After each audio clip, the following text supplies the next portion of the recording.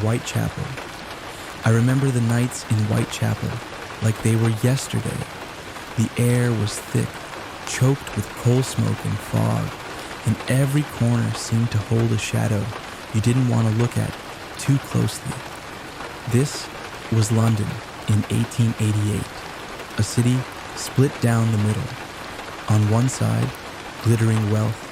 On the other, streets where people slept 10 to a room, where a woman might sell herself just to afford a bed for the night. And then, in the middle of it all, came the murders. We didn't know his name back then. We just knew that something or someone was hunting us. Later, the world would call him Jack the Ripper. The first murders. The first time I heard of it was Mary Ann Nichols. They found her in Bucks Row, throat cut clean through. People muttered that it was brutal, yes, but in Whitechapel, violence wasn't unusual. But then came Annie Chapman. She was found in the backyard of a lodging house, her body cut up like the work of a surgeon. That's when the whispers started. This wasn't just street crime anymore. Someone out there knew what they were doing. And then September came, and we called it the double event. 2 women in one night, Elizabeth Stride and Catherine Eddowes. By the time Mary Jane Kelly was found in November, the horror had reached a fever pitch. Her body was so mutilated that even the policemen couldn't bear to speak of it. 5 women, gone, and the rest of us left looking over our shoulders every time we walked home in the dark. The fear in the streets. You could feel the fear in the air. The papers didn't help. Every day, another bloody headline, another rumor. Crowds gathered in the streets, swearing they saw the Ripper in every stranger's face. I saw a mob once, corner a man carrying a doctor's bag. They shouted he was the killer, ready to tear him apart before the police dragged him away. That's how bad it was. Nobody trusted anyone. Theories were everywhere. Some swore he was a surgeon, maybe even someone from the royal family. Others said he was just a foreigner, one of the thousands pouring into London's East End. It didn't matter who you were. Suspicion hung over everyone. The letter then came that cursed letter. September 25th. I remember the whispers spreading through the pubs. A note had been sent, written in red ink, mocking the police. Dear boss, it began. I keep on hearing that the police have caught me, but they won't fix me yet. I love my work, and I want to start again. At the bottom, it was signed with a name the world wouldn't forget. Jack the Ripper. That's when the fear became something else. Not just a killer in the shadows, but a legend. He wasn't just killing anymore. He was playing with us.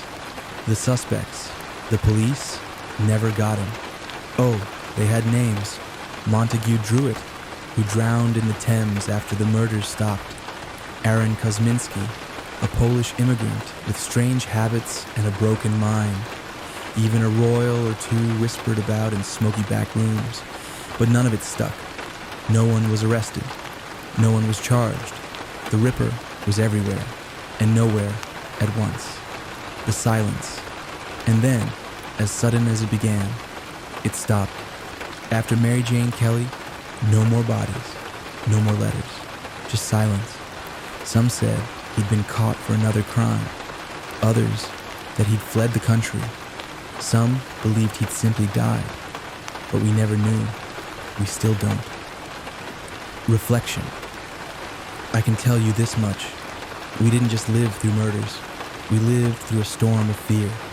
We saw how rumors spread faster than facts, how suspicion turned neighbor against neighbor.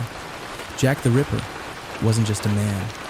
He became a ghost, a myth, a reminder that sometimes the scariest thing isn't what you see in front of you. It's what slips past you in the fog, unseen.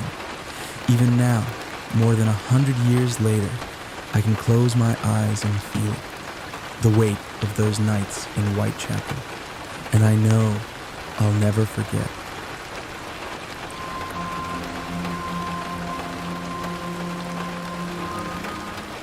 The return of a lost heir. I remember the excitement when the rumor spread. Roger Tichbone, lost at sea nearly 20 years earlier, had returned. Heir to one of England's great estates, Roger was thought drowned in 1854 when his ship vanished off South America. The family mourned him. Life moved on. But then, a letter from Australia, a man claiming to be Roger Tichbone, alive, ready to reclaim what was his. When he arrived in England, crowds swarmed to see him. He wasn't the slim, polished gentleman they remembered. He was heavier, rougher in speech, sun-darkened by years abroad. But he spoke with conviction, weaving stories of Roger's life, enough detail to make some people believe. The public divides. And many did believe. Servants who had worked for the Tichbone family swore it was him. Ordinary men and women cheered him on, calling him the rightful heir. But the Tichbone family themselves, and much of the upper class, rejected him outright. To them, he was no baronet, but a fraud, an impostor. The case split the country. Working-class supporters saw the claimant as a man of the people standing against aristocratic privilege. The wealthy saw him as a dangerous pretender, trying to steal a title he had no right to. And so began one of the longest legal sagas of Victorian England. In 1871, the claimant took his case to court, demanding recognition as Roger Tichbone. Witness after witness was called, some certain he was the missing heir, others adamant he was not. The claimant basked in the attention. His supporters packed the courtroom, waving banners outside in the streets. For them, this was more than a case of identity. It was a battle of class, of ordinary people daring to stand up against the might of the aristocracy. But the evidence against him grew stronger. Letters from Roger contradicted his speech and manner. Physical descriptions didn't match. The aristocracy pressed harder. The fall. Eventually, the mask slipped. The claimant was revealed to be Arthur Orton, a butcher from Wagga Wagga, Australia. He was tried not just for fraud, but for perjury. The verdict was crushing, guilty. He was sentenced to 14 years in prison. The aftermath. But the story didn't end there. Even after his conviction, many ordinary people still insisted he was Roger. They believed he had been cheated, framed by the establishment to protect their own. Outside the courtroom, arguments raged. Was this really justice? Or had the powerful crushed a man who threatened them? The Tichbone claimant faded into history, but the echoes of the case remained. For some, it was a scandal. For others, a conspiracy.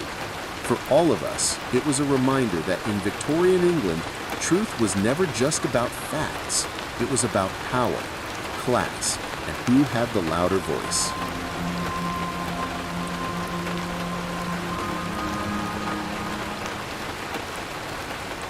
Mary Ann Cotton, a widow. Too often, I remember when Mary Ann first moved into the village. She was ordinary enough, a young woman with sharp eyes and a pleasant smile. But the thing about Mary Ann was, people around her seemed to die.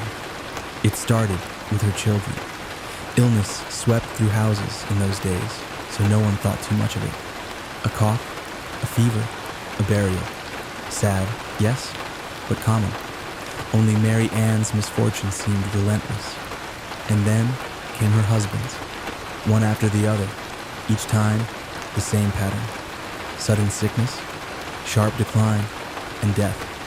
It got to the point where people whispered about her in the marketplace. Some called her cursed. Others said she was simply unlucky. But the truth turned out to be far darker. A trail of death. Her first husband died young, leaving her with children to feed. She remarried, and again her husband grew sick, and then another, and another. By the end, she had been married 4 times. Almost every husband, every stepchild, every child of her own ended up in the ground. I can still recall the funerals. Too many funerals for one woman. Always Mary Ann standing in black, handkerchief pressed to her face. What nobody noticed, at least not at first, was that Mary Ann had taken out insurance policies, small sums, but enough to make her comfortable each time a loved one passed. The poison. When the truth finally emerged, it shocked everyone. Mary Ann's weapon wasn't a knife or a pistol. It was something more common, more insidious. Arsenic. You see, arsenic was everywhere in Victorian England. It was in rat poison, in dyes, even in wallpaper. A pinch stirred into a bowl of porridge, a sip slipped into tea, and the victim would waste away, their symptoms looking almost identical to natural illnesses. Mary Ann had mastered it. She poisoned husbands, children, even her own mother. Always quiet, always hidden beneath the veil of grief. The arrest. By the time the authorities caught on, suspicion had been growing for years. Too many deaths, too many insurance claims. Finally, after the death of her stepson, a boy insured just weeks before, Mary Ann was arrested. At her trial, the evidence piled high. Doctors spoke of arsenic poisoning. Neighbors whispered of her cold indifference. She was found guilty. And in 1873, Mary Ann Cotton was hanged. Reflection. We called her Britain's first female serial killer. Maybe the worst part wasn't the number of her victims, though they say it could have been 20, maybe more. No, the worst part was how ordinary she seemed. A mother, a wife, a neighbor, and behind that smile, a woman willing to trade lives for coins. I still think about her sometimes, not because of the deaths, but because for years she got away with it. Death walked beside her, and we all looked the other way. It was 1893 in Chicago. The city was buzzing. The world's Columbian Exposition had opened its gates. White palaces, electric lights, wonders from around the world. Millions came to see the future. Just a few blocks away from the fairgrounds, another attraction was taking shape. A 3-story building locals called the Castle. Its owner was Dr. Henry Howard Holmes. The Castle. Holmes was charming, educated, and ambitious. He said he was building a hotel for fairgoers. But inside, the building was like nothing anyone had seen. Corridors that led nowhere, staircases ending in brick walls, rooms with hidden gas lines, trap doors and chutes that dropped straight to the basement. To the public, it was a hotel. To Holmes, it was a machine for murder. The victims. Holmes lured women into his web, often young women coming to Chicago for work or to see the fair. He charmed them, promised jobs, even marriages. Then, they vanished. Some were suffocated in airtight rooms, others poisoned. Many dropped into the basement, where Holmes had furnaces and acid vats waiting. No one knows how many died in that building. Some say a dozen, others say over 100. The rest. Holmes didn't fall because of murder, at least not at first. It was fraud that tripped him up. Insurance schemes, stolen goods. But when investigators began to dig deeper, they uncovered the grisly truth of the castle. The basement was like a chamber of horrors. Bones, surgical tools, evidence of bodies disposed of in acid. The trial. In 1895, Holmes stood trial. Calm, articulate, even charming, he admitted to some murders but claimed innocence in others. The press dubbed him America's first serial killer. He was sentenced to death, and in 1896, he was hanged. Witnesses swore he faced the noose without fear, his expression as smooth as ever. Reflection. Holmes wasn't like other killers of the Victorian age. He wasn't just brutal, he was calculating, cold. He built an entire building to serve his madness. While Chicago celebrated progress and wonder at the World's Fair, Holmes reminded us of something darker, that behind the brightest lights, shadows always will.